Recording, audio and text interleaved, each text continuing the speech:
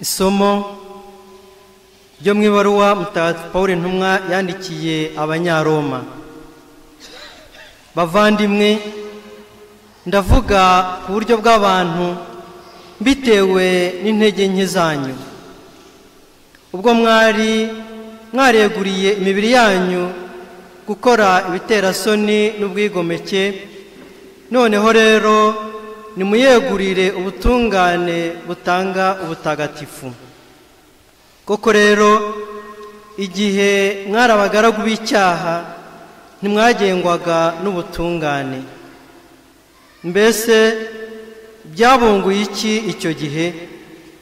Ko ahubwo ubungubu bibateye isoni, kuko amaherezo yabyo ari urupfu.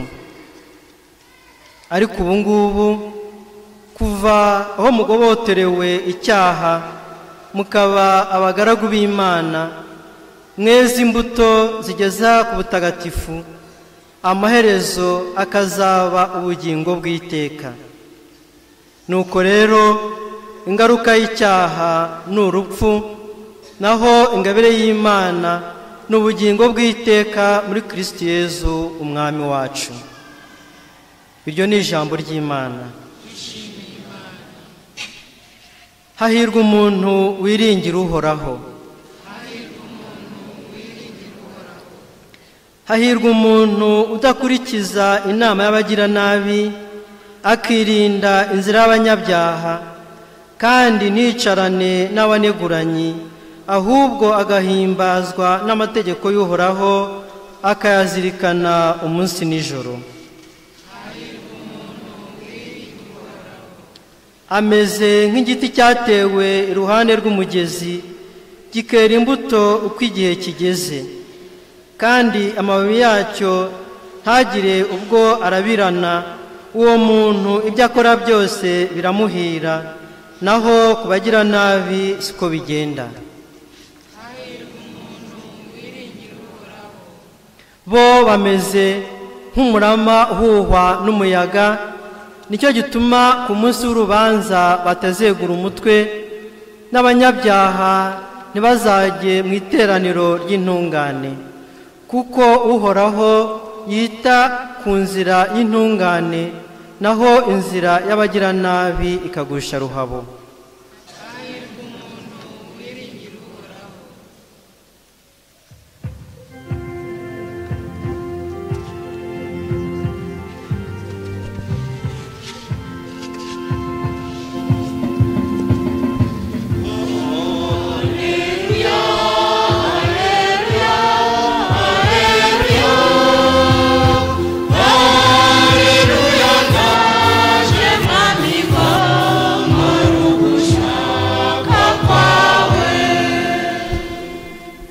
Ijambo ry'Imana ni irinyabuzima, rityaye kurusha inkota, ricengera ibitekerezo by'umutima wacu. Ndaje kunyobore mu nzira y'ukuri,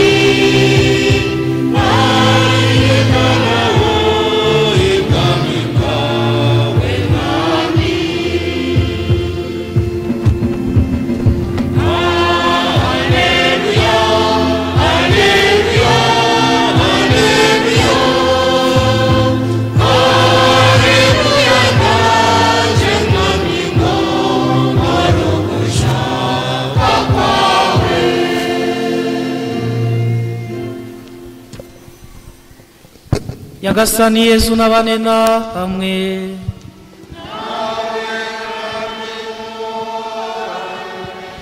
Amagambo yo mu Ivanjiri ntagatifu uko yanditswe na Luka.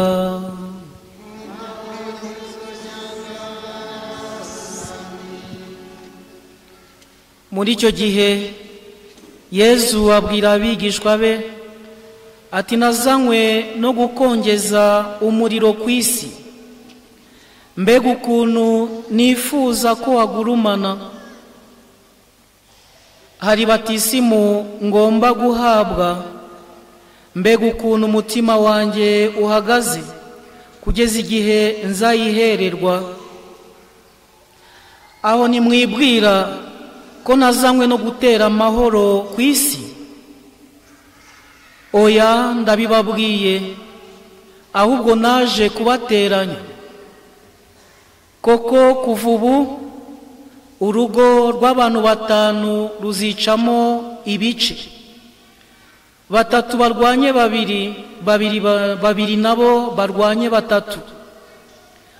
Bazashyamirana, umugabo n'umuhungu we, umuhungu na se, umugore n'umukobwa we, umukobwa na nyina, nyirabukwe n'umukazana we, umukazana na nyirabukwe.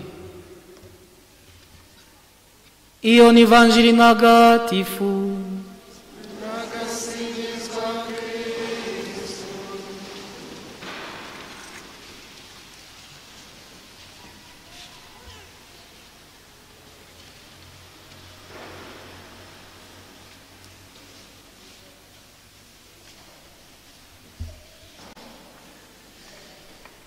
Impamvu iyo ari yo yose yaba yatumye bawicaye ahangaha, ni Yezu wagutumiye. Uko byagenda kose, Yezu ngo nawaza ansanga atabihawe n'Imana. Iryo jambo ndarikunda. Shaka kuba waje kubera indwara ufite,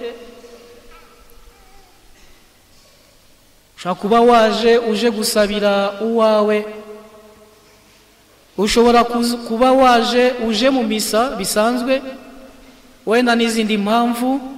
Uko byagenda kose ni Nyagasani wadutumiye, kandi arifuza ko tumwemera, arifuza ko tumwizera, arifuza ko tumukunda kandi tukamukundisha n'abandi. Yezu Kristu yaje ku isi, nabyo twasaba Nyagasani kugira ngo tubyemere ko yaje ku isi. Hashize imyaka irenga 2,000, ntabwo ari uhari, ntabwo nari impari. Ese twemera ko Yezu Kristu yaje ku isi? Niba tubyemera, Imana ibisingirizwe.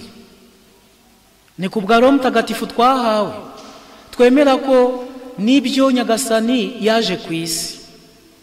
Maze rero masomo y'uyu munsi, by'umwihariko Ivanjili, Yezu araduhishurira impamvu yaje ku isi. Nuko jambo yigira umuntu abana natwe. Kubera iki? Icyamuzanye ku isi ni iki? Niki cyatumye Imana yigira umuntu? Jambo yigira umuntu abana natwe, impamvu ni iyihe? Yezu arabitubwira. Nazanywe, Yezu ati nazanywe no gukongeza umuriro ku isi. Mbega ukuntu nifuza ko wagurumana. Kristo Yezu akuzwe. Atubwiye impamvu ya mbere, nazanywe no gukongeza umuriro ku isi. Mbega ukuntu nifuza ko wagurumana. Dushobora kwibaza, ese uwo muriro ni uwuhe? Uwo muriro nta wundi ni Roho Mutagatifu. Mwibuke kuri Pentekosti, igitabo cy'ibyakozwe n'intumwa, umutwe wa 2, ngo Roho Mutagatifu yamanukiye ku ntumwa, ku bigishwa bari bahari, mu ndimi zisa n'umuriro. Icyamuzanye cya mbere ni icyo ngicyo. Kandi aza mu isakaramentu itagatifu ry'Ukaristiya igihe cyose dutuye igitambo cy'Ukaristiya. Ikiba kimuzanye n'uyu munsi, kimuzanye cya mbere, bavandimwe, no kugira ngo duhabwe Roho Mutagatifu. Turi kumwe? Nibyo birumvikana, turababaye, uburwayi bw'umubiri, ubw'umutima, ubwa roho. ariko icyo Yezu yifuza mbere na mbere nuko twuzura roho mutagatifu. N'ubundi ni roho mutagatifu kiza. Yezu yagiye akiza ku bubasha bwa roho mutagatifu. Uragira ngo abavandimwe badufasha bo babikora ku bwabo, si ku bubasha bwa roho mutagatifu. Bavuga amagambo y'ubumenyi, Yezu arimo gukiza abafite indwara iyi iriya, ntabwo ari bo, ni roho mutagatifu. Icya mbere cyazanye Yezu Kristo ni icyo ngicyo. Nazanywe no gukongeza umuriro ku isi. Mbega ukuntu nifuza ko wagurumana. Arifuza ko uwo muriro ugurumana muri wowe, muri njyewe. Bavandimwe roho mutagatifu dusabirana. Ese ngo umwana asabye umubyeyi we umugati yamuha ibuye?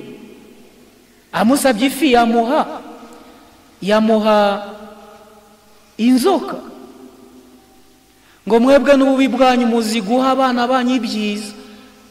So uri mu ijuru azabura ate kuba roho mutagatifu nimumusaba?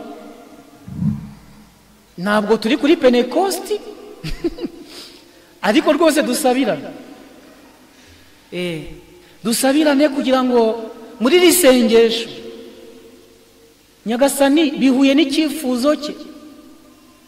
Arifuza ko twese duhabwa roho mutagatifu. Ni udukiza rega. Maze kimwe n'ukumuhabwa, ikindi n'ukwemera kuyoborwa nawe. Kumusaba roho mutagatifu ariko tukamusaba no kuyoborwa nawe.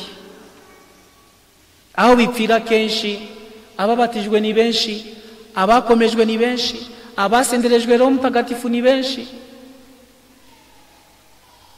ariko ugasanga umuntu nta cyahindutse cyane mu buzima bwe. Wenda aho bipfira nuko duhabwa roho mutagatifu ariko tugashaka kumuyobora aho kwemera kuyoborwa nawe. Icya kabiri Yezu avuga ko icyamuzanye ku isi ngo ni batisimu. Hari batisimu ngomba guhabwa. Mbega ukuntu umutima wanjye uhagaze kugeza igihe nzayihererwa. Hari batisimu ngomba guhabwa. Mu gitaramo cya Pasika, isomo ribanziriza ivanjiri, ibaruwa Pawulo intumwa yandikiye Abanyaroma umutwe wa 6.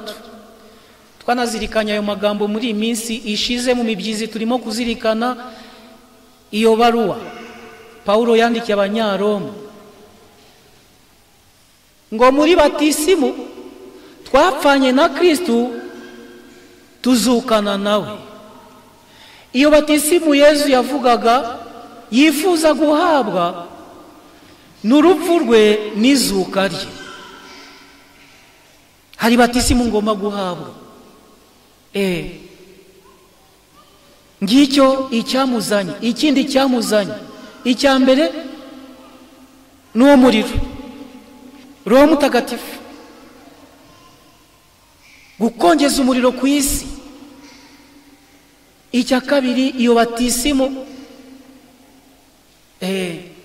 yagombaga guhabwa. Atangiye kubivuga iby'ububabare bwe, urupfu rwe n'izuka rye. Tugaruke no kuri batisimu, icyo Nyagasani yifuza, icyamuzanye ku isi bavandimwe, no kugira ngo ingabire twahawe tubatizwa, dukomezwa mu masakaramentu atandukanye twahawe, dore ko hari n'abavandimwe bateguwe baza guhabwa mu kanya sakaramentu ryo gusigwa kw'abarwayi, kandi turongera mu masakaramentu ingabire nyinshi, impano, inema z'Imana. Ese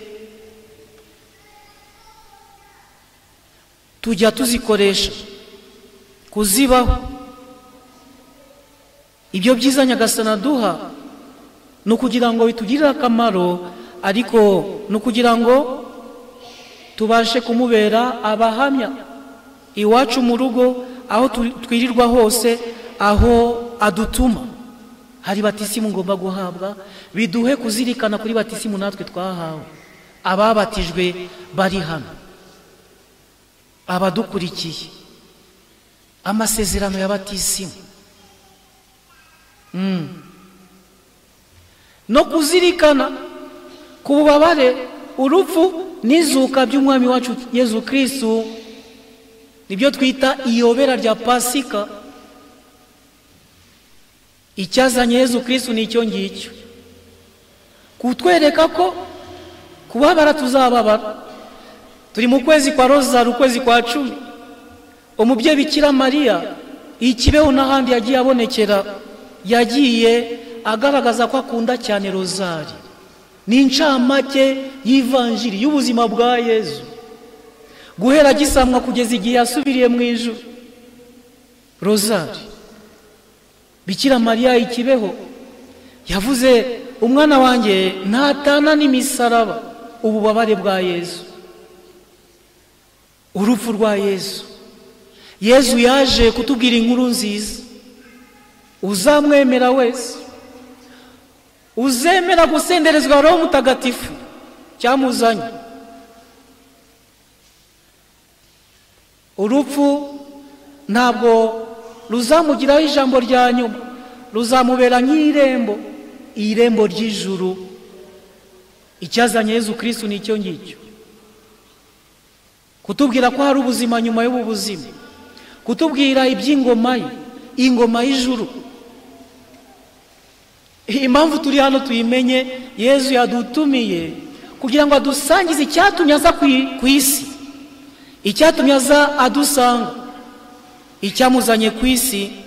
Bavandimwe, no kugira ngo atugezeho iyo nkuru nziza y'uko urupfu rutazagira ijambo rya nyuma ku bamwemera, ku bamwizera, kubemera kwakira ubuzima bwe binyuze mu masakaramento, kubemera gusenderezwa Roho we. Bazabaho.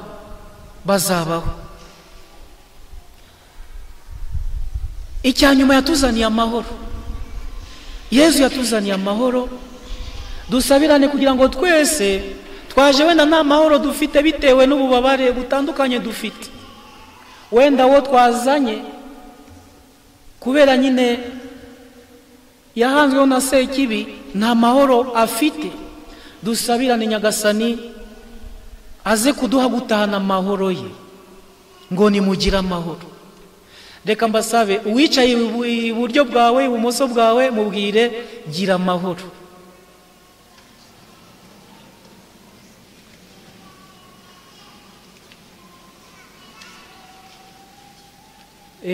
Murakoze. Biratangaje rero Yezu kumva avuga ngo aho nimwibwira ko nazanywe no gutera amahoro ku isi. Biratangaje. Kandi azutse, ijambo rya mbere yabwiraga abo yagiye abonekera, akababwira nimugira amahoro. Yahura na Mariya Madalena, gira amahoro. Yahura na ba11, dore ko Yuda yari yabavuyemo, nimugira amahoro. Natwe arimo kubitubwira, gira amahoro. Kubivuga ntabwo ari icyifuzo aba yaduhaye, gira amahoro. Biratangaje rero kumva Yezu avuga ngo ntabwo nazanywe no gukongeza umuriro ku isi.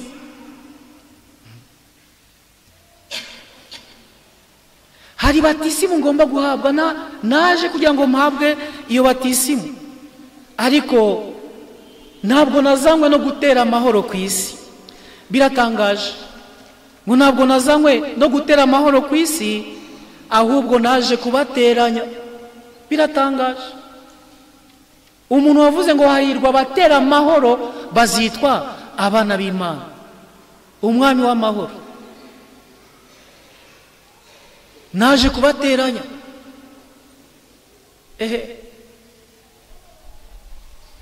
ngo umuhungu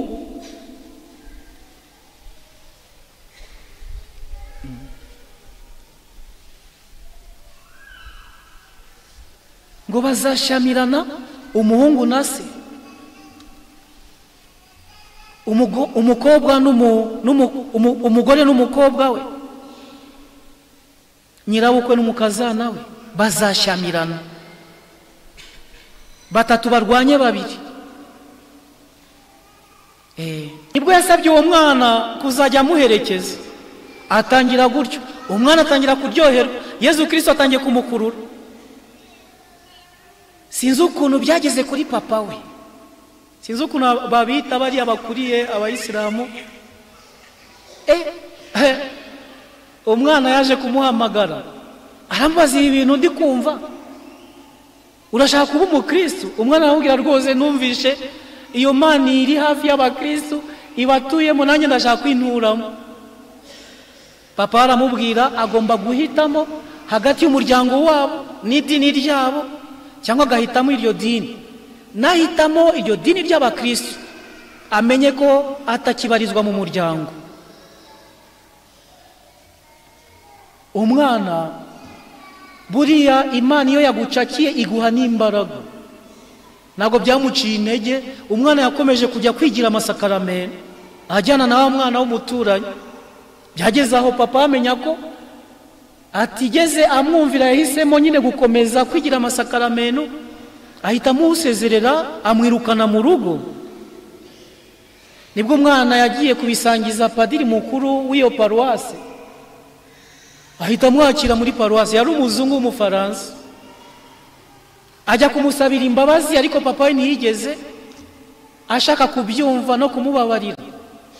Umwana byageze aho bamujyana nyine mu Bufaransa, agaragaza n'ubwenge cyane, aza kumva n'icyifuzo cyo kuba umupadiri, aza kuba umupadiri, aba n'umuhanga cyane. Yego, wabidusangije, yaradukuriye mu iseminari. Mwumva ahantu Yezu nibyo yashakaga kuvuga. Abamuyobotse birumvikana, kandi bakomoka mu miryango nk'iyo ngiyo. Wowe ukayoboka Kristo kandi bobo bemera Muhamedi, birumvikana ko hazaza amakimbirane hagati y'umubyeyi n'umwana. Urugero rwa kabiri, nawe yabaye umupadiri muri Kameruni. Yavukiye mu muryango w'abantu bajya mu mihango ya gipagani. Nizere ko turi kumwe. Umwana yakundaga umupira w'amaguru, ari muri za akademi n'amashuri, nyine ishuri ryigisha umupira w'amaguru. Rimwe ngo abakarizmatike bagiye gusingiriza Imana ku kibuga aho bitorezaga. Umwana ntiyigeze yumva Yezu Kristo, yumva barimo gusingiza Imana. Abandi abona bagenzi be baretse gukina umupira, bagiye kwifatanya nabo ngabo nyine bari barimo gusingiza Imana. Nawe ahita bakurikira iby'amatsiko. Nyagasana amufatira aho ngaho, kuko babaye na gahunda yo gusingiza Imana. Aho basingirizaga Imana, atangira kujya mu ikoraniro gusengana n'abandi. Iwabo babimenye biba ibibazo, kuko n'abantu bajyaga nyine mu mihango yo guterekera n'ibindi bidahesha Imana ikuzo, mu mihango ya gipagani. Kristo Yezu akuzwe.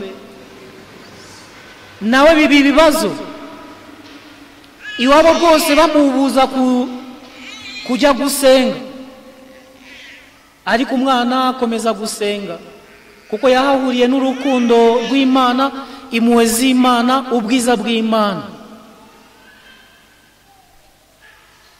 Nawe bahise bamusezerera mu rugo. Nyuma nawe yaje kumva icyifuzo cyo kwiyimana. Uyu munsi ni umupadiri. Abo bombi bambabwiye n'abapadiri uyu munsi. Nibyo ngibyo Yezu Kristo atubwira. Yatuzaniye amahoro, yadupfiriye ku musaraba, nicyo cyamuzanye ku isi. Yezu Kristo arifuza ko usenderezwa Roho Mutagatifu, usenderezwa Roho Mutagatifu. Arifuza ko twemera kuyoborwa na Roho Mutagatifu, ntidushake kuyobora Imana. kandi niba uri hano nawe ukomoka mu muryango ujya mu mihango idahesha Imana ikuzo, umenye ko wahisemo neza, ahubwo usabire abo mu muryango wawe, usabire ba bandi baki. Navuze ngewe iby'amadini, navuze iby'imihango ya gipagani, bishobora no kuba n'ikigare abantu bashobora kuba bagenderamo bakakujyana mu bidahesha Imana ikuzo.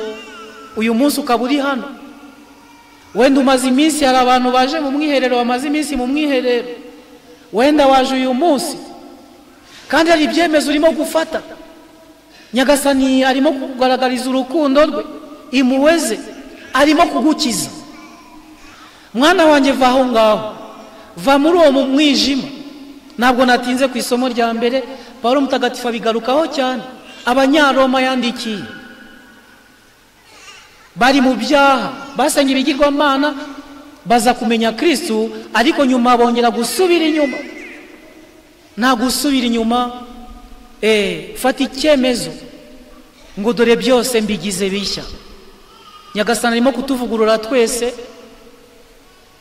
byose arimo kubigira bishya. Arashaka gutangirana natwe bundi bushya, urugendo rugana ubutagatifu.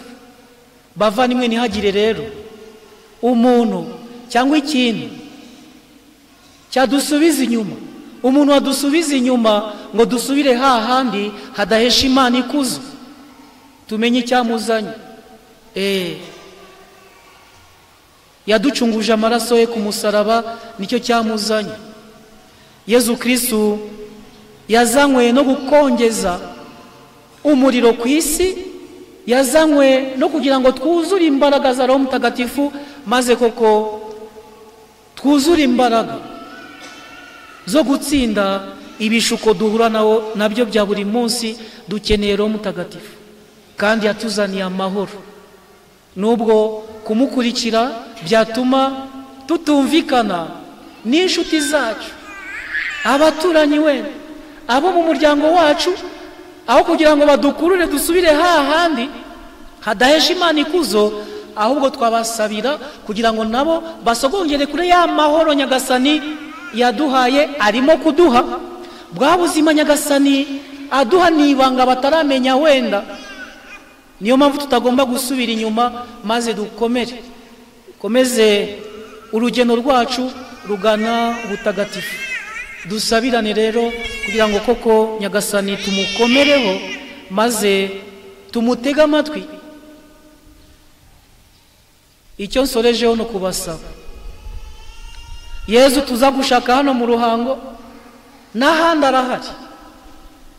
Aho twaje duturutse, uko twaje tumusanga, twaje gusenga, kumubwira no kumutega amatwi, tuzabikomeze. Nibirangirira aha ngaha, uzongere kugaruka ku wa kane w'icyumweru gitaha cyangwa mu kwezi gukurikira. Kubera iki utabikomereza mu rugo? Mu gitondo sisi twatangiriye ku ishapure. Kubera iki utafata icyemezo cyo gukomeza kuganira nabo mu ijuru, umubyeyi Bikira Mariya, ugakomeza ndakuramutsa mutoni w'Imana. Ni ijambo ry'Imana, ni marayika Gabriel wabivuze. Ndakuramutsa mutoni w'Imana. Ni ijambo ry'Imana, ndakuramutsa Mariya. Wahebuje abagore bose umugisha. Ni Elizabeth wabimubwiye. Mbikesha iki kugira ngo umubyeyi w'umucunguzi wanjye angenderere? Wahebuje abagore bose umugisha. Tuba turimo kuzirikana ijambo ry'Imana, twarangiza tukamusaba kudusabira twebwe abanyabyaha, atari ubungubu gusa, kugeza igihe tuzapfira. Ndakuramutsa Mariya ni ijambo ry'Imana, n'isengesho. Bikira Mariya tumubwira ndakuramutsa mutoni w'Imana. Tuzajya ducishamo n'akanya kabucece, twumve nawe aturamutse. Igisubizo cye, turi mu kwezi kwa Rozari, sinari kubura kubivuga. Elizabeth gutega amatwi igisubizo cya indamutso ya Bikira Mariya, ngo yuzuye Roho Mutagatifu. Umwana atwite yisimbagizanye ibyishimo mu nda ye. Reka mbasabe rwose, yandakuramutsa Mariya igihe tuyivuze, niba ari 2, niba ari 3, niba ari 10, hagati y'imwe n'indi tuzajye ducishamo akanya kabucece, ntitwihute ngo tuyirangize vuba, twumve igisubizo cy'umubyeyi. None si wamuramutsa akabura kugusubiza? Ntibishoboka. Ahubwo si igisubizo cye turacyumva, tugitega amatwi. Nitwitoza ndabarahiye tuzabona ikuzo ry'Imana, tuzumva nawe turamutsa nka Elizabeti, twuzura ibyishimo. Igihe uzajya ugira agahinda, ishavu, wasanga umuti ari ukuramutsa umubyeyi. Ndakuramutsa mutoni w'Imana, maze utega amatwi igisubizo cye. Ndakuramutsa mwana wanjye, nka Elizabeti ukumva iyo ndamutso, maze ukuzira ibyishimo. Cya kibazo cy'umuriro Roho Mutagatifu wasanga ari ukwivugira ishapure. Niyo gahunda twatangiriyeho mu gitondo, dukurikizaho inyigisho. Ahantu hari inyigisho n'iwacu muri paruwase, kujya ahantu bavuga Imana. No mu misa si inyigisho ndi gutanga se, kujya mu misa tukabikomereza n'ahandi. Yezu ntabwo aba ahangaha gusa, Yezu nyirimpuhwe ari hose, turi kumwe. Ntabwo ndi kubabuza kwizira ahangaha. Inyigisho gusingiza Imana, kuyavuga siko kuyamara. Nyagasani Yezu nabane namwe.